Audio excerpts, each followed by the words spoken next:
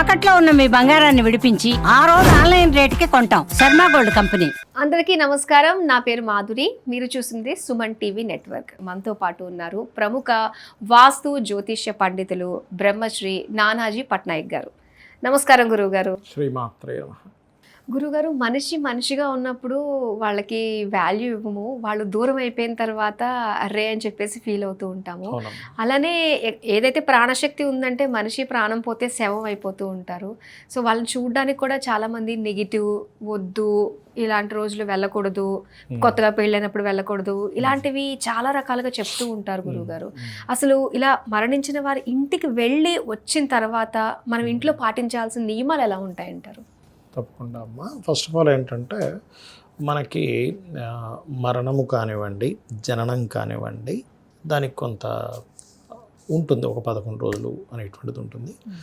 అయితే ఈ మరణ సంబంధించినటువంటి విషయాల్లో రామాయణంలో ఒక గొప్ప విషయం ఉంది.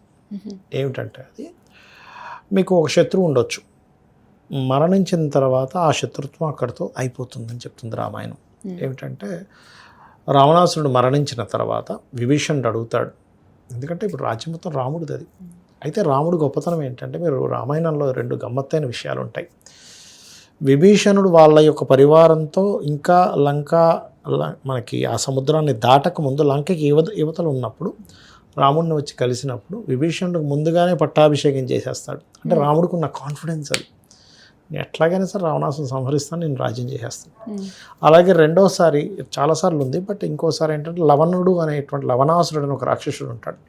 లవణాసురుడు అనేటువంటి రాక్షసుడిని సంహరించమని శత్రుఘ్నుడికి చెప్పినప్పుడు ముందు శత్రుఘ్నుడికి ఆ యొక్క లవణాసురుడు వెళ్తున్నటువంటి రాజ్యానికి రాజుని చేసేసి అప్పుడు యుద్ధం చేసి ఈ శత్రుఘ్నుడి చేతే లవణాసుని చంపించేస్తాడు. అంటే ఏమిటంటే రాముడికి ఉండే కాన్ఫిడెంట్ లెవెల్స్ కానీ డౌన్ టు ఎర్త్ కానీ ఎవరికి ఉండవు.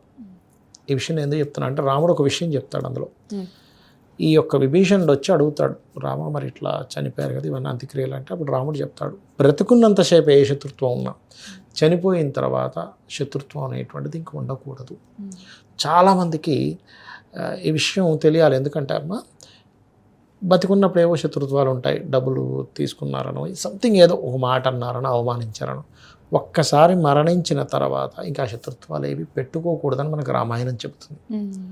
కాబట్టి ఫస్ట్ నియమాలు ఏం పాటించాలి అంటే, చాలామంది ఏమనుకుంటారు వెళ్ళొచ్చిన తర్వాత స్నానం చేయాలి, ఇవన్నీ ఉంటాయి, ఉండవని కాదు. కానీ మొట్టమొదటిగా మన శాస్త్రం చెప్తుంది ఏమిటంటే, వాళ్ళు బాధల్లో ఉంటారు కాబట్టి నువ్వేం హెల్ప్ చేయగలవు, వాళ్ళకి డబ్బులు లేవు, ఏమైనా డబ్బులు ఇవ్వగలవా, లేకపోతే వాళ్ళకి ఏదైనా మోరల్ హెల్ప్ ఏమైనా చేయగలవా, నీకు డబ్బులు కూడా లేవు, మోరల్గా నువ్వేమైనా సపోర్టివ్గా మాట్లాడగలవా. ఇంకా శాస్త్రం ఏం చెప్తుందంటే, వాళ్ళని ఇంట్లో వండుకోకుండా మనమే చుట్టూ ఉండేటువంటి చుట్టాలు వాళ్ళకి మాట్లాడుకొని మనం టిఫిన్ పంపిద్దాము పొద్దున్నే, లేకపోతే మనం ఫుడ్ పంపిద్దాము అని చెప్పి వాళ్ళకి చేయగలగాలి. అది చాలా చాలా గొప్ప అంశంగా చెప్పింది శాస్త్రంలో.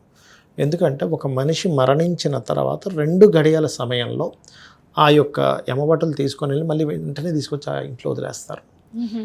మీకు ఆ నలుగురు సినిమా చూసారా? ఆ నలుగురిలో ఆ రాజేంద్ర ప్రసాద్ పాప అందరితో మాట్లాడదామని చూస్తారు. ఆ యొక్క ఘట్టం చాలా స్పష్టంగా ఆ యొక్క గరుడ పురాణంలో ఉంది, మీరు చదవచ్చు కావాలంటే. ప్రతి మనిషి చనిపోగానే ఇంత సైజ్ అవుతాడు అమ్మ ఆత్మ, ఇంత సైజ్, ఒక వెలుగులాగా ఇంత సైజ్ ఉంటుంది. అది ఇంట్లో ప్రతి ఒక్కరితో మాట్లాడదామని ప్రయత్నం చేస్తూ ఉంటుంది. వాళ్ళ కొడుకు, కూతురు, తల్లి, అంటే ఎవరుంటే వాళ్ళు, తమ్ముడితో, బావమరితో, అరే నేను మాట్లాడరా అంటే వాళ్ళకేం వినబడదు. ఇప్పుడు మనం చుట్టూ మనం 4 ఉన్నాం అనుకున్నాం ఇక్కడ, కెమెరామ్యాన్, అబ్బాయి, కానీ ఇక్కడ ఇంకో ఆత్మ తిరుగుతుంది, మనకి తెలియదు. అలాగే ఆ ఇంట్లో తిరుగుతూ మాట్లాడదామని ప్రయత్నం చేస్తూ ఉంటుంది. అది 11 రోజులు అక్కడే ఉంటుంది. అందుకని మనకి శాస్త్రాలు ఏం చెప్తారు, సరే వాడు ఎంత దుర్మార్గుడు కావచ్చు, ఎంత పిచ్చి పనులు చేసి ఉండొచ్చు, చనిపోయాడు అన్నాక ఇంకా ఆ వ్యక్తి గురించి చెడు మాట్లాడకూడదని చెప్తుంది. చనిపోయిన ఇంటికి నువ్వు వెళ్ళి ఏదైనా సపోర్ట్ చేయాలని చెప్తుంది. చాలామంది తెలియక, అంటే ఇప్పుడు ఇందాక మీరు అన్నారు ఒక మాట, పెళ్ళి అయిన తర్వాత వెళ్ళకూడదు, ఇట్లాంటివి కొన్ని ఉన్నాయి. కానీ తప్పనిసరి అయితే వెళ్ళాల్సి వస్తుంది, తప్పులేదు. కానీ పెళ్ళైన జంటను మాత్రం పంపించాలి, ఎందుకంటే మహిళ అంటారు దాన్ని. పురిటి మహిళ ఉంటుంది, తర్వాత ఉంటుంది. ఆ మహిళ సమయంలో ఆ 11 రోజులు టెంపుల్ కూడా వెళ్ళరు. 11 రోజుల తర్వాత వెళ్తారు మళ్ళీ. చాలామంది తెలియక 11 రోజుల తర్వాత కూడా వెళ్ళరు టెంపుల్గా, తప్పు. మళ్ళీ 11 రోజులు ఇంట్లో పెట్టేటువంటి దీపం పెడుతూ దాని తర్వాత దేవుడికి దీపం పెట్టాలి. చాలామంది తెలియక సంవత్సరం పొడుగునా పెట్టరు, అది పెద్ద మిస్టేక్ అది. అందుకే 11 రోజులు టెంపుల్లోకి వెళ్ళి నిద్రపోమంటారు, ఎందుకు ఆ రోజు నుంచి టెంపుల్కి వెళ్ళొచ్చని అర్థం.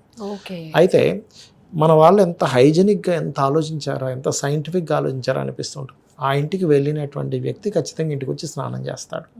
ఎందుకు అంటే మన వాళ్ళు అప్పుడే కొన్ని లక్షల సంవత్సరాల క్రితమే ఈ యొక్క సిస్టమ్ అనేటువంటిది ఉందంటే ఒక మనిషి చనిపోయిన తర్వాత అక్కడ ఉండేటువంటి బ్యాక్టీరియా ఎలా ఫామ్ అవుతుంది, అది ఏ రకంగా మనకు వస్తుంది అనేటువంటి దాంతో వెరీ క్లియర్గా, అది కేవలం బాహ్యంగానే కాకుండా 11 days దానికంటూ ఒక అంటు, అంటే ఇన్ని రోజులు టైం పడుతుంది అది ఆ బ్యాక్టీరియా ఇది తొలగిపోవడానికి అనేటువంటి ఒక సిస్టమ్ ఉంది. ఓకే, ఆ రకంగా.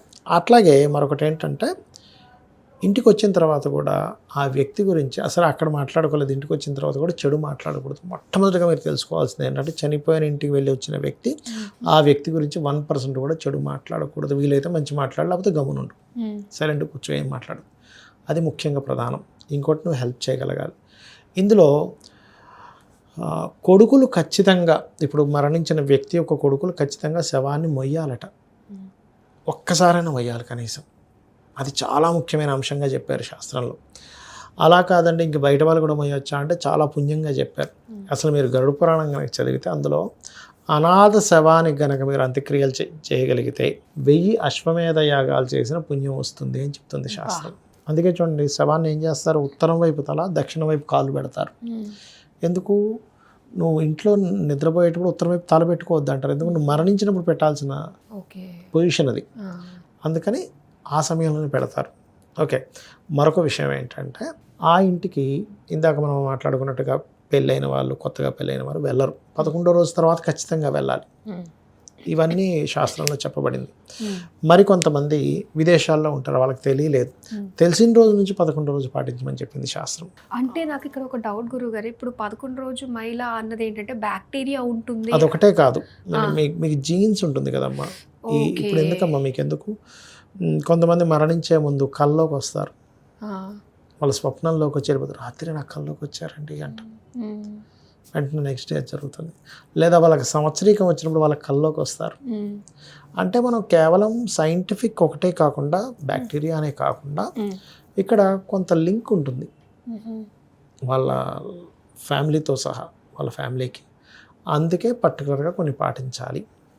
ఓకే, ఆ రకంగా ఏంటంటే ముఖ్యంగా మీరు చెడు మాట్లాడకపోవడము, ఆ ఇంట్లో వీలైనంత మటుకు సహాయం చేయడం, ఇంటికి వచ్చిన తర్వాత తలస్నానం చేయడము, ఆ బట్టలు వదిలేస్తారు, అంటే వదిలేనప్పుడు బయటపడేయడం కాదు, ఇప్పేసి మార్చేసుకుంటారు బట్టలు. చాలామంది తెలియక అదే బట్టలు ఇప్పేసి మళ్ళీ స్నానం చేసి అదే బట్టలు వేసుకుంటారు, అలా వేసుకోకూడదు.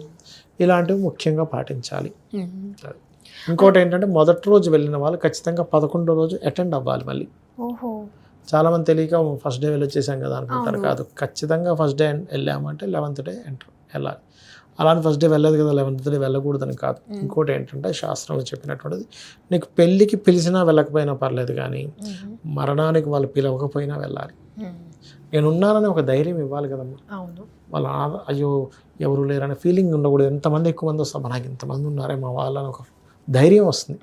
ఒక కుటుంబం ఒక పెద్ద దిక్కును కోల్పోయినప్పుడు వాళ్ళకి ఎంతో బాధ ఉంటుంది, అయ్యో ఈ పెద్ద దిక్కు పోయింది అలాగా. అంతమంది చుట్టాలు వచ్చినప్పుడు ఏమవుతుంది, ఒక ఫీల్, ఒక పాజిటివ్ ధైర్యం వస్తుంది. ధైర్యమే కదా మనిషిని బతికిస్తుంది.